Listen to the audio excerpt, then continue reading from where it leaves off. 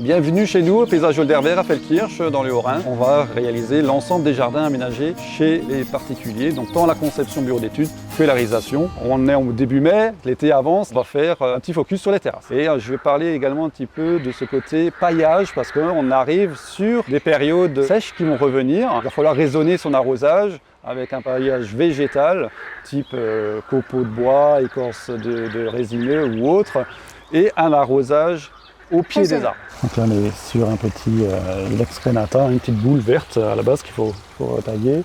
Là on arrive sur la fin de floraison d'un azalée, plante de terre de bruyère, donc il faut penser à mettre de la terre de bruyère si vous en plantez. Ensuite il y a les rhododendrons, petit paillage, vous voyez si j'enlève juste le paillage on voit qu'en dessous c'est humide. Et ça va laisser tomber des petites gouttes de temps en temps qui vont se retrouver directement au niveau du sol et non pas sur le feuillage pour ne pas avoir d'évaporation. Et ça va s'infiltrer. On va limiter l'évaporation avec le paillage et on arrose de façon très raisonnée, très ciblée, j'ai envie de dire, directement au pied des arbres. Là nous sommes à côté des carreaux de grès cérame, une grosse tendance depuis quelques années aujourd'hui. On reprend les aspects métal, là ça reprend un petit peu le côté béton aussi. Là on est sur quelque chose de très foncé, à type ardoise, le bois très sympa, toujours antidérapant, on est sur des produits d'extérieur, donc il y a des normes. C'est important. Même quand il pleut, quand c'est mouillé, on ne glisse pas dessus. C'est un produit très dense, donc vous passez un coup de jet dessus, si ça part pas, un petit balai brosse. L'effet bois, ça donne un côté naturel, très recherché actuellement.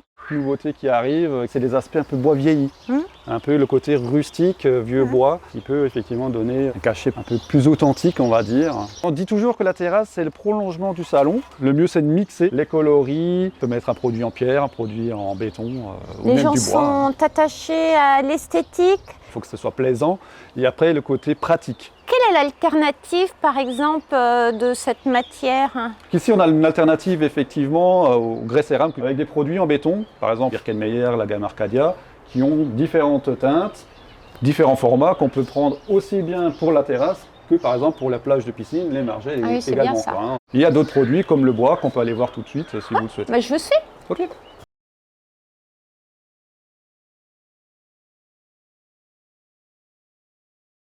Un calcaire qui venait d'Israël. On a fait un essai dans notre expo pour voir effectivement sa tenue dans le temps. Et on s'aperçoit que c'est des produits qui ne sont pas faits pour nos latitudes, très clairement. Très compliqué à nettoyer. Toute la surface qu'on a ici, on va devoir la remplacer par l'alternative qui est durable, le grès cérame. Donc la baignade naturelle, bon, elle est un peu fraîche, je ne vais pas sauter dedans aujourd'hui. C'est au mois de juin que c'est le plus beau. C'est là où c'est le plus joli. Je parlais tout à l'heure du grès cérame, aspect bois.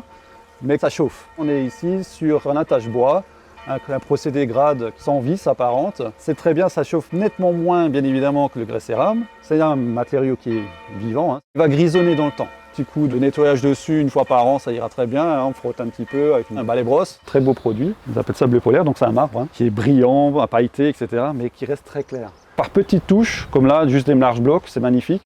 Ce showroom fait combien de mètres carrés? 1000 mètres carrés de jardin aménagé en tant que tel, avec différents thèmes, chaque fois cloisonné avec des haies de charmilles, qui permet d'être vraiment dans une découverte jardin par jardin. Je vous dis au prochain épisode, du coup, dans notre jardin d'exposition toujours, ou alors chez vous bien évidemment, on peut vous faire effectivement des jardins comme ici. On se dit à très vite, merci pour toutes ces infos.